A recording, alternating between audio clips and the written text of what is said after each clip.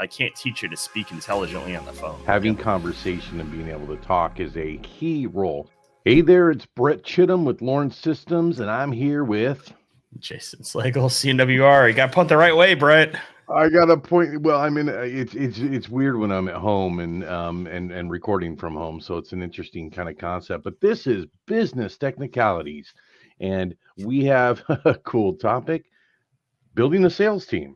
And wow, that's kind of an ironic topic to talk about today, isn't it, Jason? It is. And so we have this weird way, like, so Brett will call me randomly. So he calls me yesterday. I bother you. Walking to the car. You don't bother me. If you're bothering me, I don't answer. So I'm walking to the car. So he calls me and he's like, "What are we talking about tomorrow when we're recording?" And so I've alluded to the fact we have a list of topics, right? Like, but I think we've gotten through like a good chunk of the ones we find really cool and interesting, right? So there's quite a few left, I think, in this list, but like, we're less excited to talk about them, right? Like, but we will at some point or another. But him and I, tends to happen. We just get talking about it. And I recently parted ways with my outside sales guy, right? Like last week, as a matter of fact. So I was working on, right before I left, I was working on a job posting for his replacement. And, we started talking about that. And I go, man, that would make, like, what a sales team looks like would make a great topic for us to talk about. And then I think we promptly came up with like 3 or 4 more ideas during that came out of that.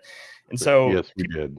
People seem to like the sales related talks and sales related content we do. So it's like, let's just do that tomorrow, right? Like, you can, then I can pick your brain because I am currently going through this process. Right. And this is a spot where you definitely outshine me. So here we are. I don't know. I mean, you're pretty savvy on this topic as well. I mean, you've done a lot of invest in, just really investing in learning more about the sales side of things because you've been in the tech side for so long.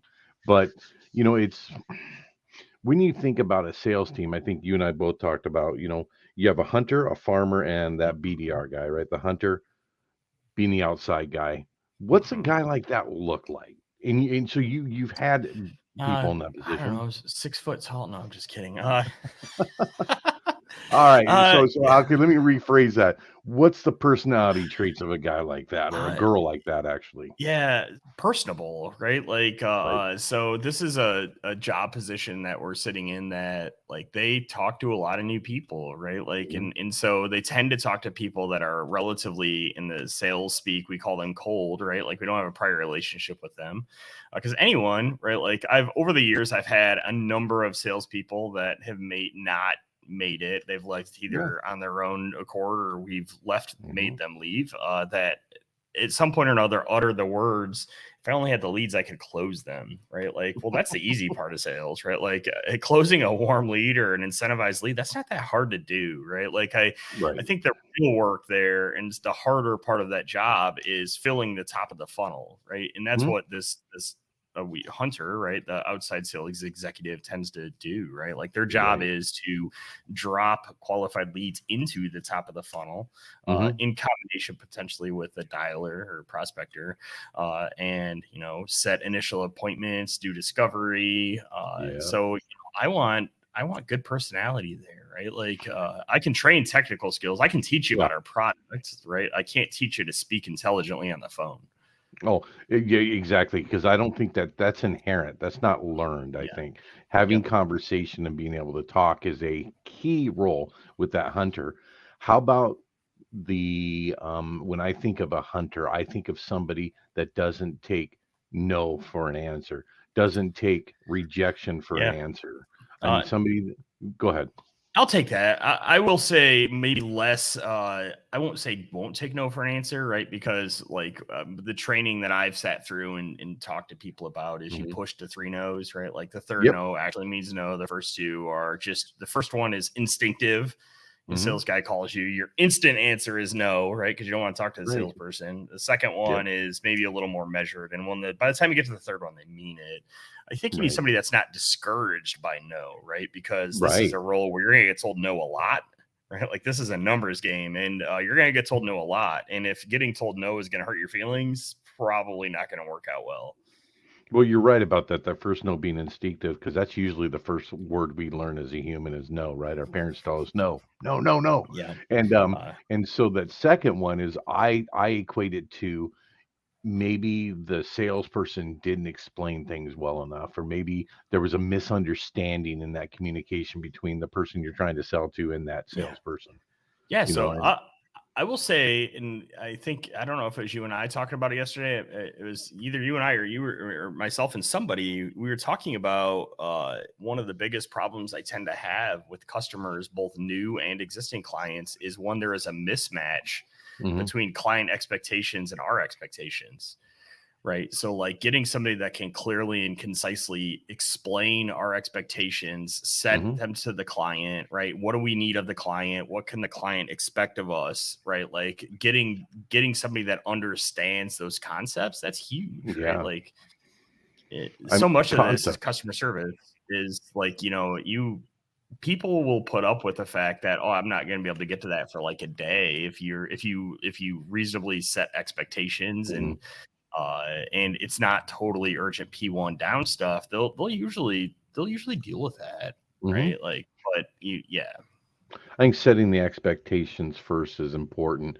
Um, had I think, and I'll talk about this now. Had a thing happen with a client, and I believe that the expectations weren't set up front about timing and when things needed to happen, and that caused some issues. And I think up front, hey, this is what we're going to do. This is how we're going to do it. This is when you can expect this to happen is important. And if it's not going to happen at that time frame, having a follow-up conversation to say, "Hey, yeah. I know we talked about it happening here, but some things happened on this end and we've got to push it out." Yeah, we have one right now. We're onboarding a client, right? We had another client that had an emergency, and we had to redirect the resource Mhm. that's supposed to go on site, right? And like, that's a crappy conversation I have to have, especially with a new Yeah. customer. But the other side of it is that, like, hey, we have a client that has stuff down, and in 8 months, 9 months, when we're onboarding another customer and you have stuff down, I'm gonna go out on a limb and say you'll be on the other side of that understanding curve and you'll get it. And the clients are Yeah, understanding about that, right? Like, they are. yeah, I think new clients are more understanding than clients you've had for a period of time. Um, I truly do believe that. But being a hunter is a weird role, and I think that it's a weird but awesome role. I've been a hunter all my life. That was me. I mean, that I'm and you're a go-getter, right? yeah. So, circling back to that, So what what do we t need? So one of the what do things we we were talking about when we put this together is, do we need, is one enough? Like, so I'm 19 employees, right? Like, Mhm. well, 18 now because I parted ways, but I'll be back up to 19 again as soon as I can hire this role. Yep. Is one hunter enough? I'm gonna tell you in your organization now with where you're at, no, it's Yeah. not. Because you have 18 other people that need to stay busy and need to Hmm. stay continually moving and building and growth, right? So if you look at cost center versus profit center, your 18 other people are a cost center. Actually 17 because you have your account manager in there. So Hmm. 17 of your employees are actually technically cost center, right? They don't bring in or generate profit. Where your profit center is that sales team. And I think sometimes, especially in the tech industry, most of the questions are asked about, hey, how do I sell? How do I sell? Well, how do I grow? Right? That's the big one. Hmm. You've got to build the sales team. I think you need two. You at least two so that you can continue the funnel. And let's face it, in IT, and especially in your business, you have projects Yep. and you have your managed services, right? So Hmm. having somebody focused on the MSP side and having someone focused on the project side, because those are both different skill sets. Yeah. I'll I agree with because that. I mean, because I find myself like I have a call, this morning. after we're done here, and that's going to be an MSP call. But the call after that is a project call, and I'm Hmm. doing both of those, and I have to change my mindset because it's different. The MSP call is more touchy feely. The project call is getting down to the nitty gritty. I'm looking at site evaluations and looking at pictures and trying to figure out where we're going to put this AP and what switch how we're going to run wire. So Why it's are you doing that? why am I doing? Because I You don't need have anybody else. you need to hire a sales engineer. We'll get back to that one on another day. Anyways, so but I'm lucky that I've been able to learn and do both skill sets in Yeah. that response, that respect. It took some time. So I think you need to be looking at and in a hunter position, you need that prospect hunter and Yeah. that MSP hunter. And if Okay. you get those, that's going to be a beautiful thing for you. Yeah. Now, let's talk about the farmer, the Well, account hold on. manager. Before we go to the Okay. farm, Uh-oh. I have the Wait, there's more. controversial. I have the controversial piece of Mm, this. So, uh-oh. in the hunting role, there's another position that sometimes exists, which is a prospector, right? Like, Yeah. so what are your thoughts on that, right? So a prospector, for those that are following along at home, tends to be somebody, they're also called BDRs, especially in the Hmm. SaaS space, right? When I hang out with tons of vendors, and so I'm well versed with their roles, right? This person's entire job is to set first time appointments for the hunter. So what are your Hmm. thoughts? Does that position need to exist? At what point do you need it? I think you need it at the point where you have too many phone calls that need to be made for your hunter. Okay, Okay. so when you think about those SaaS companies, right, and all the Hmm. vendors that you and I deal with on a daily basis, and the guys we see out there, they have a Rolodex of hundreds of thousands of potential clients, right? When you look at the MSP space and the IT space, they have that Rolodex because every conference has between 500 to 5,000 people, I so every conference they get another set in their Rolodex. They need somebody that's just making those Okay. calls to set appointments. mean, um I'm looking at my HubSpot. I'm sitting with about 3,200 in my HubSpot right now, right? So I don't have a right. small number. You don't have a small number. And Uh, I will tell you, for us, with on our back end, with the consulting calls that we do, that we're not even able to get to on that. Yes, it's important because we probably have over 560 from 2022 that mhm. could be called to say, hey, you worked with our team. We did this for you. Let's move this to the next step. Let's talk about what we can do managed service wise. Do you have any projects coming up that we can Okay. assist you with? So, yes, I believe there has to be a quantifiable. I don't know what that number is though. Is it 100? I don't know. That's So probably not. But when you're talking 3,000, I think a BDR would be a good idea. But your hunter better be busy first. yeah, so where I was kind of driving with it when I was looking at potentially hiring one was I was going to hire one when my hunter was setting enough first time appointments that he was having trouble keeping up with the call volume, Hmm. right? So, a hunter's job, they're going to be doing proposals, discovery. In Yep. our organization, they conduct some amount of the initial assessment. It's the soft Correct. skills part of it, like basically the customer interview part of it. We're having the outside sales guy, and I could use a tech Mhm. resource to do that, but we've been using the outside sales guy because he has the capacity to do it. And they're in charge of delivering, unless it's a really large, complicated account. They're in charge of delivering the results of the assessment we do because Mhm. as we beat into the last one, we do paid assessments, and then they have to usually in the same assessment delivery, they'll have a managed service proposal that they kind of pivot and start trying to sell there, right? So like Right. that stuff takes a lot of time to prepare. So I was kind of leaning on, when he's spending 60% of his time doing that stuff and now he's having trouble getting his call volume in to feed the top of his Mhm. funnel. That's when I was looking at maybe hiring a prospector. So what are your thoughts on that? I 100% agree. I know we talked about this before, so it's an unfair question because I agree with you. You knew what the answer was going to be.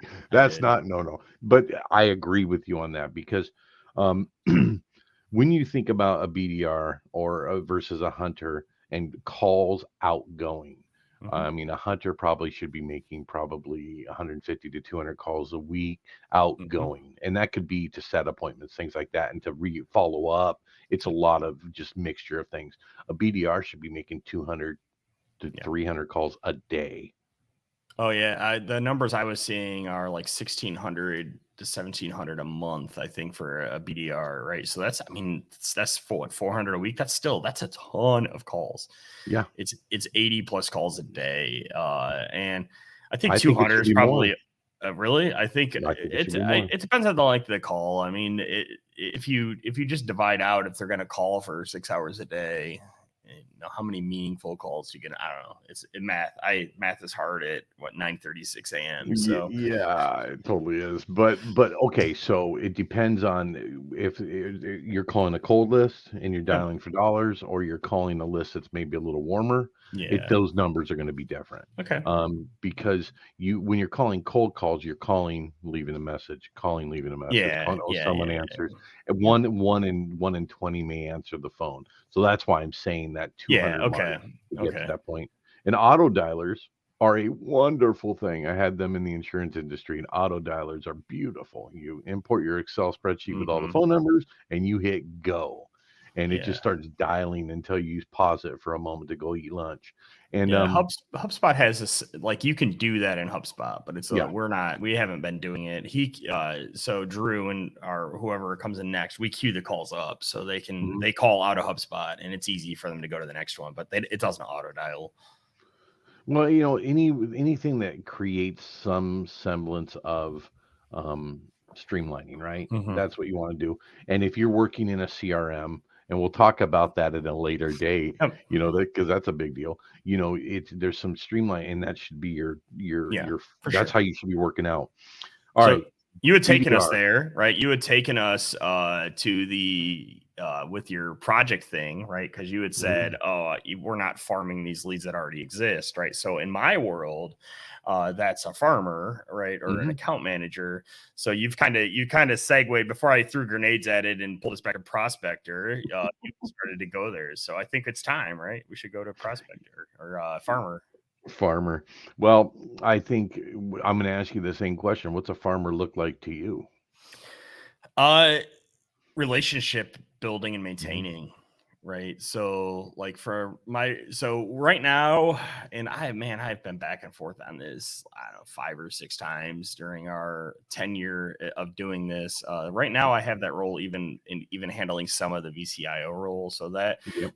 to me, that person is an advocate for the customer, right? So their Yeah. job is to fight internally to make sure that the customer gets the absolutely best thing that they need, right? Like, Mhm. even if sometimes it's not in the company's best interest, right? So, if we mess up, they should be the one that is fighting to give an SLA credit or whatever for that Right. customer to make them happy, right? Like, but at the same time, right, they should also be the one pushing the customer forward with things that are required for the customer to be successful, right? So, Yeah. like, so I grade that role on retention and churn and other customer success metrics Yep. more than I do on sales, right? Like, the sales will come naturally because I don't need to hard sell a lot of these things. It's a better experience for all parties involved when you align to the stack that we believe in and we're trained Yep. on and that your stuff's under support, right? Like, those shouldn't have to be hard sells. They should logically make sense to both the customer and us, right? So Correct.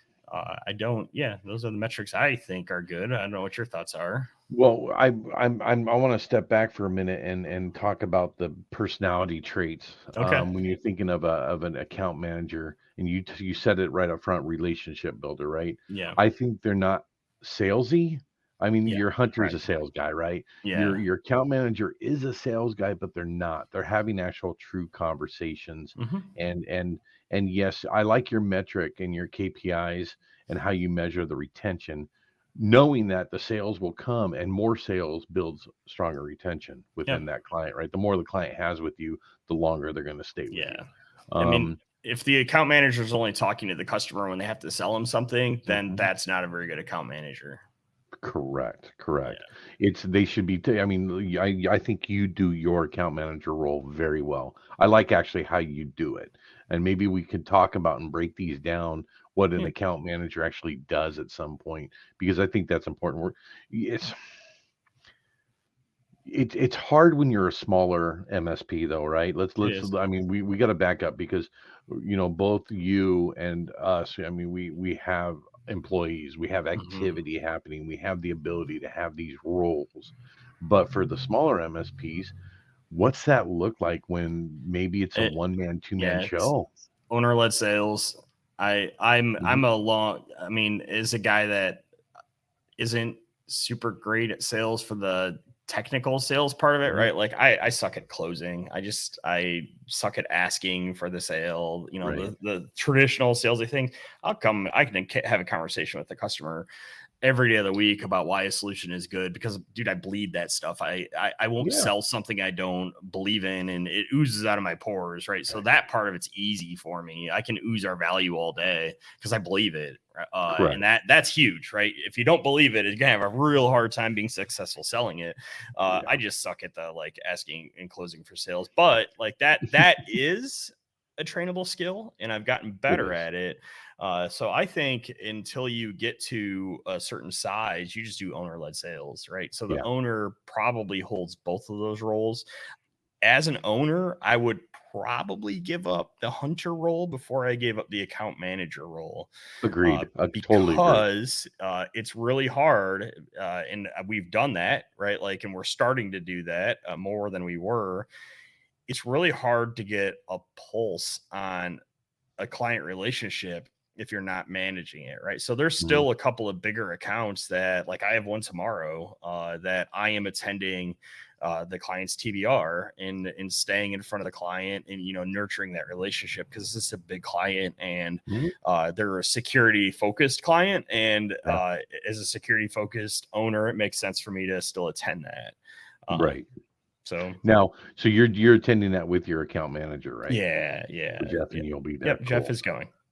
And So he's going to lead it, right? Like, so I am there I'm there to have a security conversation and I'm there Mhm. to be informed essentially, Right. so that I'm aware of what's happening in the account because I've definitely heard horror stories of companies our size or a little bit smaller, a little bit bigger, where the owner steps away from it completely and they end up with some account manager that's just not doing a good job and the Right. owner doesn't realize it till it's too late. Yeah, and usually it's usually realized at that too late point when you start losing the customers, Yeah, right? correct.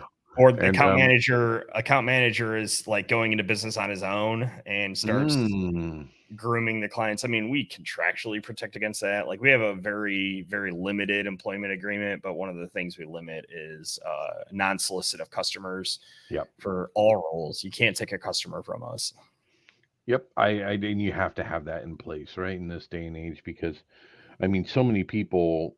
It's funny how they look at an owner in any business. You're working for this guy, and you're going, you know what, I can do it better than him. Yeah. And that's how And MSPs are born. yeah, that is. I mean, look. I mean, they're just popping up every day, which is a good thing and a bad thing because Yeah. I think sometimes you get into business and you're good at the tech side, and I'll that's tell another conversation totally. Yeah, I'll tell you what, Um, running a business is hard. It's way harder than mhm, it seems like on the top of the paper, especially when you have employees. Because mhm. when it's just me, right? If I don't make it, then whatever. Like, but now I feed 18 other people, and Yeah, so I am responsible for ensuring that they eat too, and that's a thing. and that's it's a good thing and a bad thing all at Hmm. once, and it keeps you up at night and lets you sleep Hmm. well at night as well. Hmm. I mean, depending on what's going on any given day. I think when you're building a sales team, you need to look at your size. Um, just kind of to wrap up, you need to look at Hmm. the size of your business. I mean, do you need at least one salesperson? I believe every company needs at least one salesperson, right? Because that's where you start to grow and you grow to a point where you can have two, you can have three, you can have four, Hmm. however your business, molds to be. But specifying what each role is in the sale, in the hunter, in the farmer, the BDR. I think that's all based on what their personality traits are, and really looking at, Mhm. are they going to be a better person to do, with this? Or are they going to be a better person with it? So I think understanding the role and Mhm. understanding what personality trait fits in that role the best. So, last question for you: how do you Okay. assess that? Um, I actually like disc assessments. Okay, I do too. Um, I was wondering if there was another answer other than disc assessments.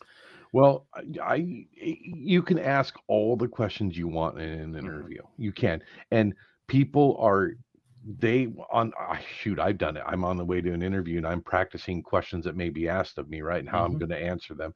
And you go to somebody and say, "Hey, I'm going to need you to make 200 calls a day." But you're going to make a lot of money doing it. They're going to say, "Oh, sure, I can do it," until they get into the role and realize it's hard to make 200 It's calls a day. yeah.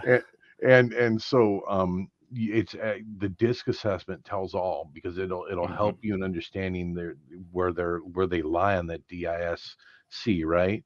And are they a dominant? Are they an intellect? Are Yeah. they Wait, outgoing, interpersonal? you should And add. We should do a whole. We could do a whole thing on disc. yeah, but That's a what's whole funny is topic. discs, depending on what disc assessment you're using, they measure it differently. I've found Yeah. that out. I've taken two different style disc assessments and lined up on a different side of the spectrum on either one, but Really. it was the same. It was kind of weird how they value that. But I truly believe that a personality profile like that, taking a disc assessment, it's hard to lie. It's Yep. hard. I think you truly get the inner core of the person. Someone can skew it a little, but they can't skew it enough to really see the results. That person making the calls has got to be really dominant, and the dominant people are the ones that don't care if somebody hangs up on them, right? They don't. They just keep going, keep going. Anyways, Cool. Yeah, I'm looking. um, I was looking for where we had done our disc assessments previously while we're having that conversation because I've done the whole. I think other than my most recent two hires, I've done the whole company. So yeah, we should well, do a and whole I, topic on that. I think you should, because you got to plot where everybody's at, right, and Hmm. figure out where your gaps are. You got to Hmm. hire somebody that's got this skill set in their mind and in their inner core, right? Hmm. It's really about their inner core. You can disc assess me, and you'll probably fall out of your chair going, "Oh my god." I don't know. I'd probably guess where you were at, but that's for a different call. That is totally. All right. So, final thoughts, sir? Oh, this was good. It's interesting as we've gone through this. Where at first we were having trouble. I think filling 15 minutes, and we were targeting 15-20 minutes for these because we don't want them to be overly long. And the last couple have gone 25. We're coming up on 30 now, so it's definitely getting our report is getting better, and that makes me happy. Yeah. Well, I'll tell you, every time I've been in a sales role all my life, but I truly believe that as an active learner, that's who I Yep. am. I'm an active learner. I learn from what you say. I mean, when you talk about the books that you read, I'm going to get this book out, and Mm, you have it. I have it because this is this is how you run, and Hmm. and what your main core beliefs are, correct? And Yep. so I Use think, EOS. if we're sitting here doing these things together, we should align somewhat, right? Hmm. Yeah, we got to have opposite opinions and differing opinions, but um I think all in all, people get more out of just the conversations that we have together, for Yeah, them, for for sure. you guys out there, right? For sure. And if anybody wants to give us a topic, put it in the chat below, send us an email at, I think I can't remember the email. I think it's businesstechnicalities@lawrencesystems.com. And tell us what you want to hear. Sounds great. All right, everybody. Let's make it a great day, great week, and start selling. See you later. All right. Okay, bye.